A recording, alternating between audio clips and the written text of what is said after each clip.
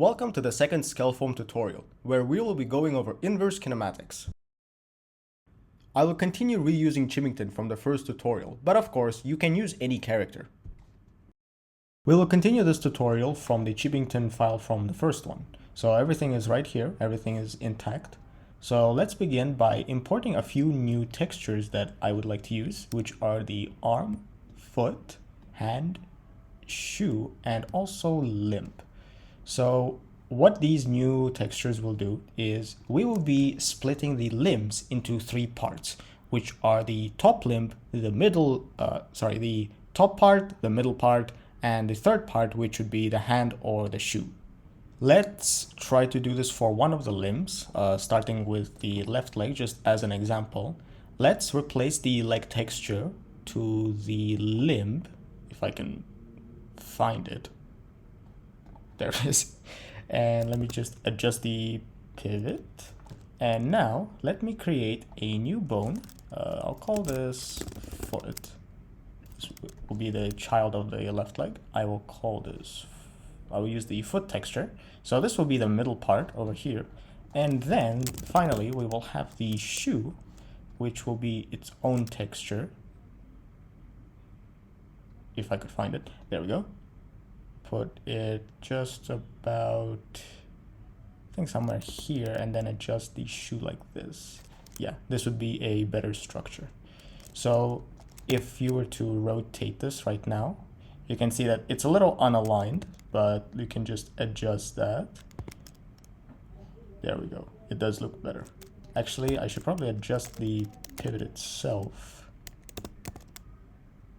Something like, yeah, I think this is good.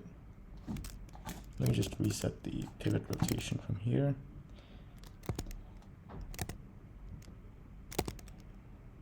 And there we go. This looks quite good. Yeah, this looks better. So this is basically the example for the left leg. And so of course I can copy this for the other leg, and then we will do the same thing for the arm.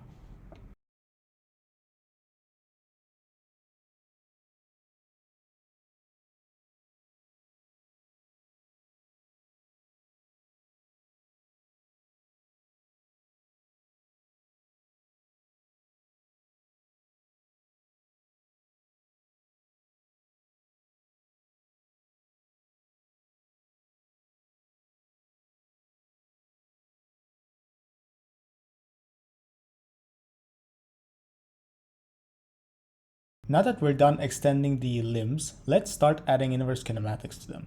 I'll select the left arm as a demonstration.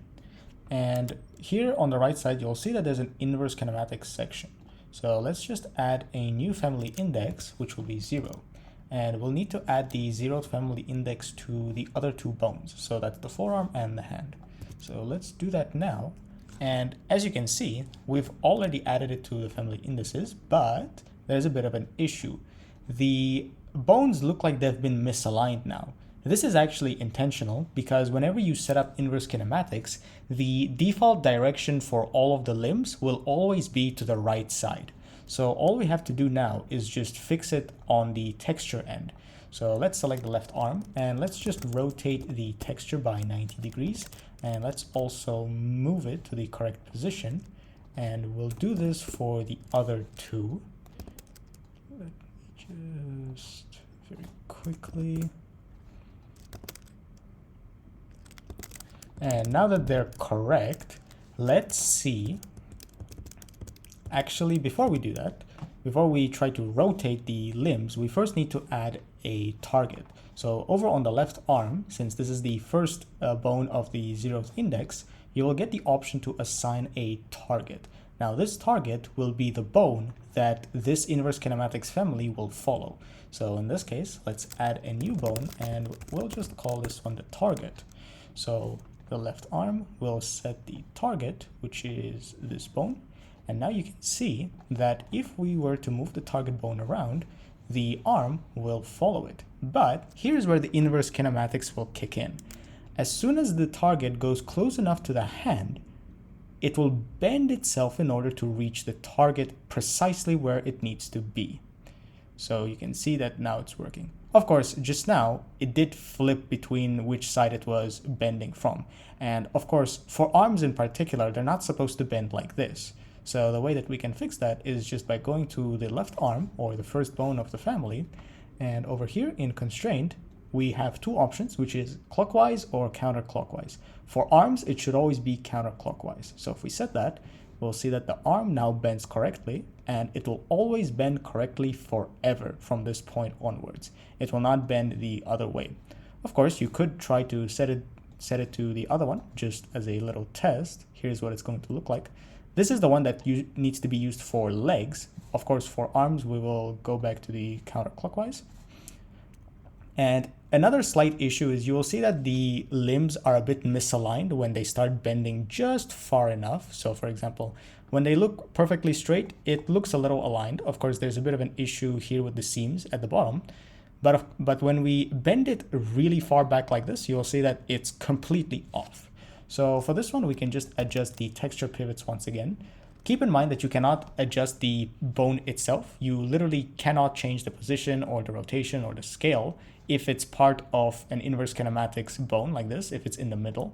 But you can still change the texture pivot, so you can still change how it visually looks. So for example, if we were to adjust it in this case, we can see that now it's not going to work if it's aiming straight.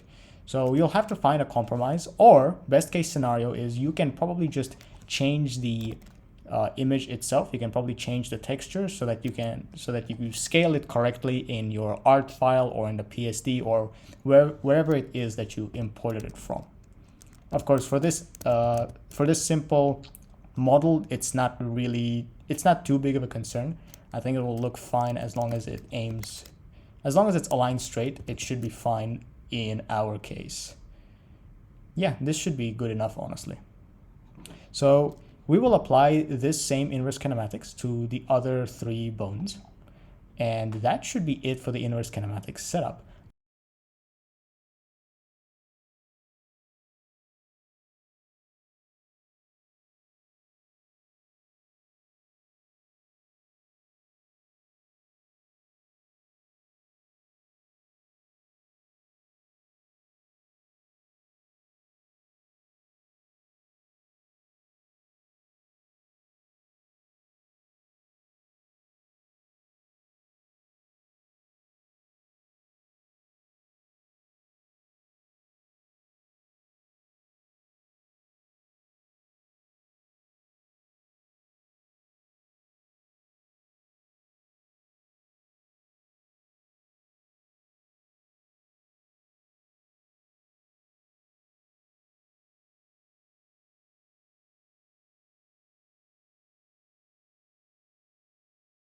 Pretty good setup for the model. We now have all of the targets to move the limbs around individually. So now you may be wondering, okay, that's all well and good, but what exactly is the point of setting up all of this? What exactly is this going to help with? Well, if we now try to start animating, first of all, you will notice that the stand and walking animations from earlier don't have any keyframes anymore, and that's because the bones that we animated with previously were all deleted. These new bones they're not the same ones as the old ones. So of course the keyframes for them were removed, but that's fine because we weren't going to use them anyway. Instead, let's now try to recreate those same animations, but now using only these targets. So we won't touch the actual model at all. We won't touch the limbs at all. Instead, we will only move the targets. So let's start with the standing animation. Now the standing animation is just swaying the arms around. But before I do that, let me just adjust the model itself so that it's in proper standing position, just like the previous one. There we go, just like the original. So if we now go back to the animation, and if we pick maybe this part, let's sway the arm here, and then the other one. Once again, I'm only using the targets. I'm not going to sway the arms themselves. And if we now play this animation, okay, it's working just like the previous one. So if we copy the first keyframes and paste them over to the end,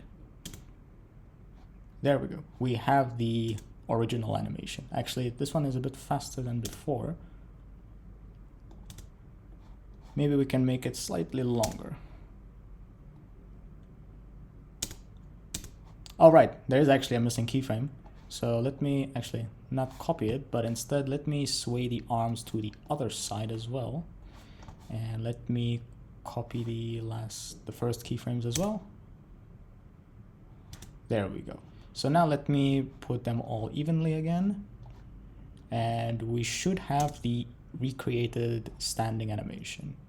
Okay, so you'll notice at the very end here, yeah, the right arm is a little too far, which doesn't actually make a difference usually, but it is good to make them stay consistent. But anyway, the animation looks good now. It looks like the recreation. So now, the real sauce is going to be in the walking animation. So this is where the fun part begins. Let's start with swaying the arms around again, like this. And then we will also do the same thing for the legs. So here we'll just do it, set it up like this. Actually, I think it will be good if this is the first keyframe. And then the middle keyframe will have him switch his limbs. So maybe something like this, so like an intermediate keyframe. And then the next keyframe is going to be the same thing, but with flipped limbs.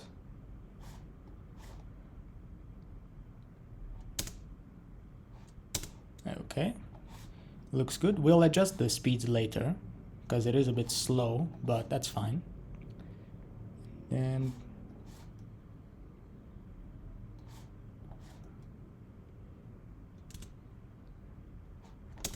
okay, and I think we can finish it off by copying the first keyframes here.